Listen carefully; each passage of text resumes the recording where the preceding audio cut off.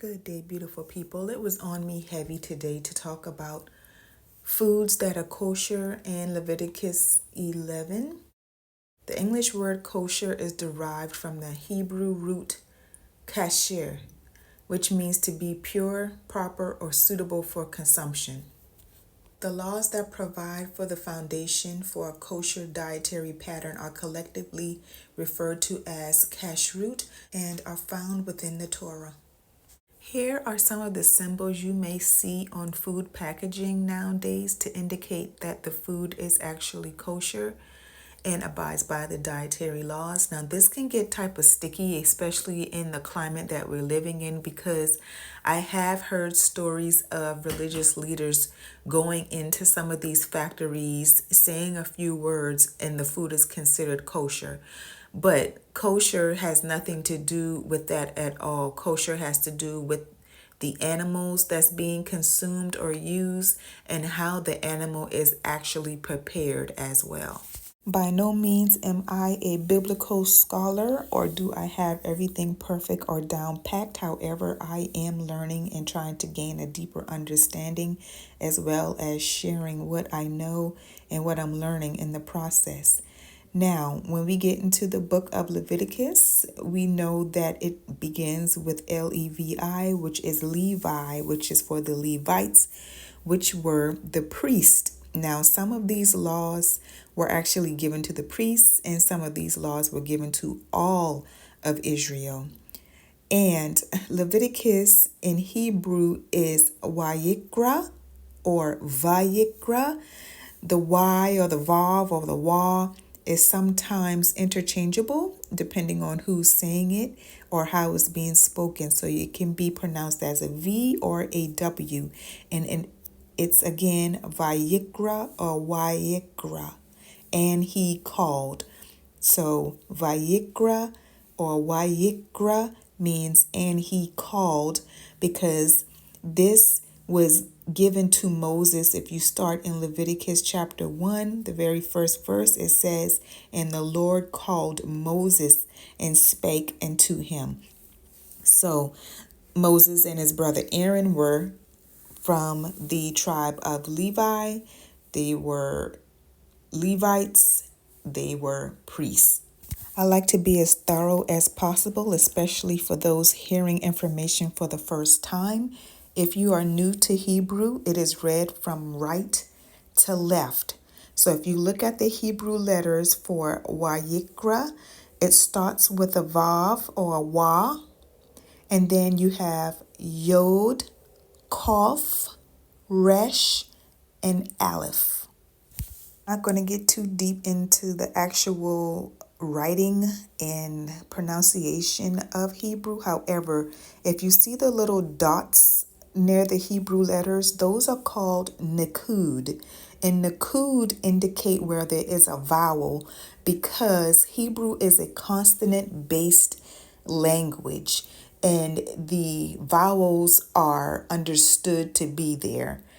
So they used and developed a Nakud system later on down the line in history to indicate where the vowels were for people who did not speak Hebrew as an original language. At this time, I'm going to get into the reading of Leviticus chapter 11, and I'm going to read the first 7 verses first. "And the Lord spake unto Moses and to Aaron, saying unto them, Speak unto the children of Israel, saying, These are the beasts ye shall eat among all the beasts that are on the earth. Whatsoever parteth of the hoof, and is of cloven foot, and cheweth the cud among the beasts, shall ye eat. Nevertheless, these shall ye not eat of them that chew the cud, or of them that divide the hoof, as the camel, because he cheweth the cud, but divided not the hoof, he is unclean. And the coney, because he cheweth the cud, but divideth not the hoof, he is unclean to you. And the hare, because he chewed the cud, but divided not the hoof, he is unclean to you. And the swine, though he divided the hoof, and be cloven foot, yet he cheweth not the cud, and is unclean to you. So, of the unclean animals, most people know the swine or the hog to be unclean. There are two stipulations when it comes to eating these type of beasts. One, they must have a cloven foot, meaning that the foot or the hooves should be split, but they also have to chew the cud, which is grass or leaves, and be herbivores. The pig has a split foot, but it doesn't eat just cud. It eats any and everything, even human beings sometimes. The camel, it chews the cud, but it does not have a cloven foot. So we cannot eat that according to the book of Leviticus. An example of a cloven foot cud eating animal that we do eat is the cow. Now, one animal that many people do not think of, but it is actually kosher, but we don't eat as human beings, is the giraffe. The giraffe has a cloven foot, and it also only chews the cud. It is not a meat eater. Leviticus 9, these shall ye eat of all that are in the waters. Whatsoever has fins and scales in the water, in the seas, and in the rivers, them shall ye eat. And all that have not fins and scales in the seas and in the rivers, of all that move in the waters, and of any living thing which is in the waters, they shall be an abomination to you. They shall be even an abomination unto you. Ye shall not eat of their flesh, but ye shall have their carcasses in abomination. Whatsoever hath no fins nor scales in the waters shall be an abomination to you. And these are they which ye shall have in abomination among the fowls. They shall not be eaten. They are an abomination, the eagle and the ostrich and the osprey. Now, to get into the animals of the sea that we should not eat, again, I am a Gullah Geechee native. We live on the water. We survive by means of the water with fishing and crabbing and all of that stuff. So getting away from the seafood, when I did come to the understanding of what it is the Most High wanted us to partake in and what he did not want us to eat, this was a bit difficult because we eat fish and grits, shrimp and grits, shrimp rice, crab rice, oyster rice, all things seafood we partake of. We eat shark meat, scallops, whatever comes out of the sea, we almost pretty much made use of it. But according to Leviticus, he only wants us eating the fish and the fish that have fins and scales. Now, there are some fish that don't have scales. One of them being the shark. We eat shark meat, or I did eat shark meat. Sharks do not have scales, but they do have fins. Catfish have fins, but they don't have scales. So they are an animal that we are not supposed to be partaking of. And then it goes without saying, all of the shellfish we're not supposed to be eating according to the book of Leviticus. I'm not going to say, I'm not telling people what to do and what not to do. I'm just simply reading what this says, if you want to go by what the book says.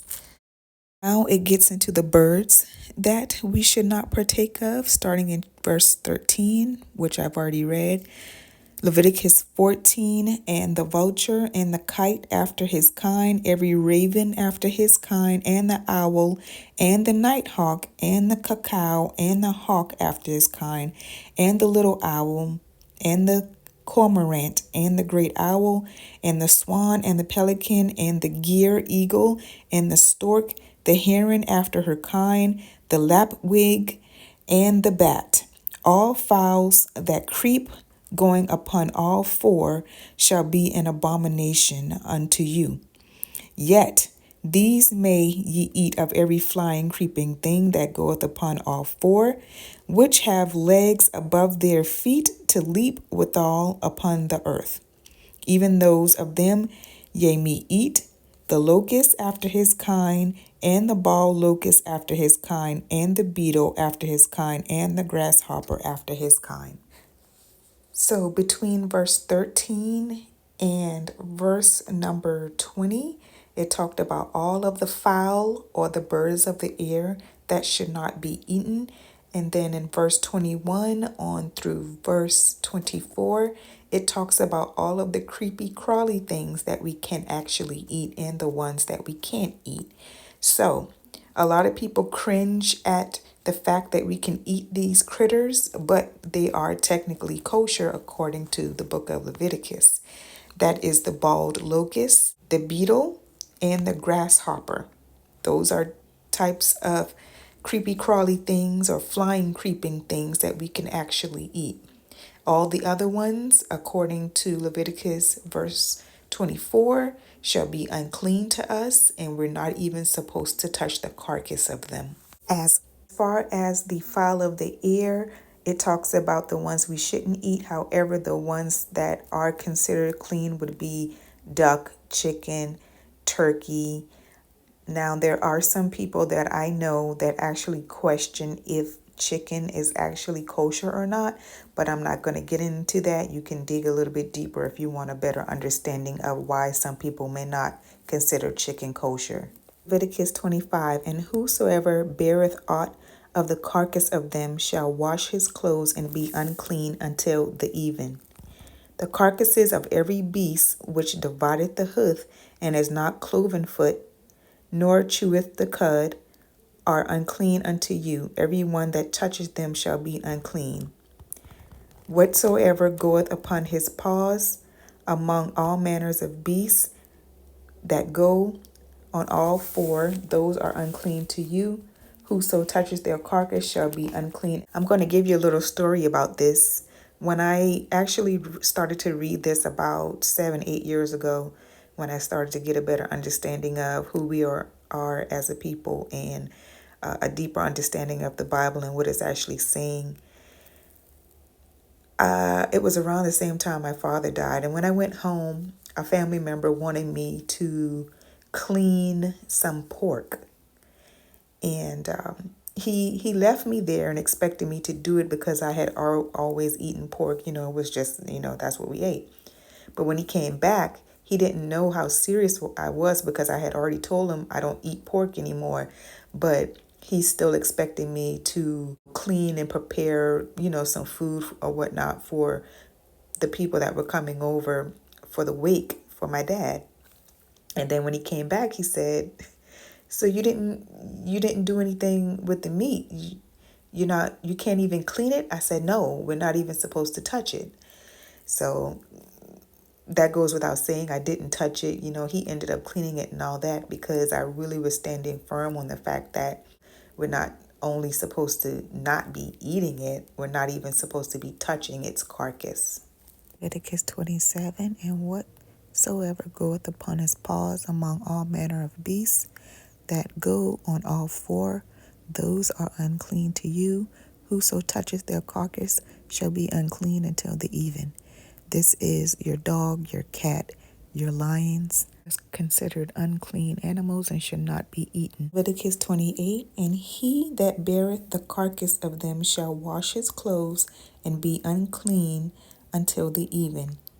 They are unclean unto you. These also shall be unclean unto you among the creeping things that creep upon the earth, the weasel, the mouse, the tortoise after his kind, and the ferret, and the chameleon, and the lizard, and the snail, and the mole. These are unclean to you among all that creep. Whosoever doth touch them when they be dead shall be unclean until the even. And upon whatsoever of any of them when they are dead doth fall, it shall be unclean, whether it shall be any vessel of wood, or raiment, or skin, or sack, whatsoever vessel it be, wherein any work is done, it must be put into water, and it shall be unclean until even, so it shall be cleansed. And every earthen vessel whereunto any of them falleth, whatsoever is in it shall be unclean, and ye shall break it. Of all meat which may be eaten, that on which such water cometh shall be unclean, and all drink that may be drunk in every vessel shall be unclean. And everything whereupon any of these carcass falleth shall be unclean, whether it be oven or ranges for pots. They shall be broken down, for they are unclean, and shall be unclean unto you. Nevertheless, a fountain or pit wherein there is plenty of water shall be clean, but that which touches the carcass shall be unclean. So I believe this is saying anything that has still water in it and a carcass touches it, the water is unclean. But if it's flowing water, and that gives a reference that I can think of as living water or moving water, then the vessel is clean. And if any part of the carcass fall upon any sowing seed which is to be sown, it shall be clean. But if any water be put upon the seed, and any part of their carcass fall thereof, it shall be unclean unto you. And if any beast of which ye may eat die, he that toucheth the carcass thereof shall be unclean until the even. And he that eateth of the carcass, it shall be wash his clothes, and be unclean until the even, until also beareth the carcass of it wash his clothes, and be unclean until the even. And every creeping thing that creepeth upon the earth shall be an abomination, it shall not be eaten. So basically, up in verses 38 and 39 in that area is saying that even if the animal is kosher and you can eat it and it is clean, you are not to eat of it if it's already dead. You're not supposed to eat the carcass. You're not supposed to touch the carcass. You are supposed to unalive your meat fresh. So that gives you something to think about as far as how we obtain meat nowadays is already unalived when we get it. So is that something we should be doing or not? That's just something to think about. Verse 42, whatsoever goeth upon the belly, and whatsoever goeth upon all four, or whatsoever hath more feet among creeping things that creep upon the earth, them ye shall not eat, for they are an abomination. So an example of that creepeth upon the belly would be the snake, and things that have way too many feet, as in the centipede, for example, we're probably not supposed to be eating. Verse 43, ye shall not make yourselves abominable with any creeping thing that creepeth, neither shall ye make yourselves unclean with them that should be defiled thereby. For I am the Lord ye God. Ye shall therefore sanctify yourselves, and ye shall be holy, for I am holy. Neither shall ye defile yourselves with any matter of creeping thing that creepeth upon the earth. For I am the Lord that bringeth you up out of the land of Egypt to be your God.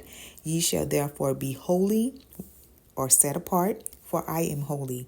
This is the law of the beast and the fowl, and of every living creature that moveth in the waters, and of every creature that creepeth upon the earth, to make a difference between the clean and the unclean, and be between the beast that may be eaten and the beast that may not be eaten. A good reference for this is to go back into the book of Genesis with Noah and the ark and all of the animals that were classified as clean and the animals that were classified as unclean. There were a certain amount or pairs of clean animals that they took on board versus the unclean. They took more clean animals on board because those were the animals that they were able to eat and partake in. So they needed to have more pairs of those for them to reproduce. However, they took less pairs of the unclean animals. I hope that this was helpful. If you have any questions, comments, or concerns, please feel free to leave them. Again, I am not an expert. I am learning along with you all. If you have anything that may be helpful to me, I would love to hear it. May we continue to stay humble and to learn, and you be all blessed.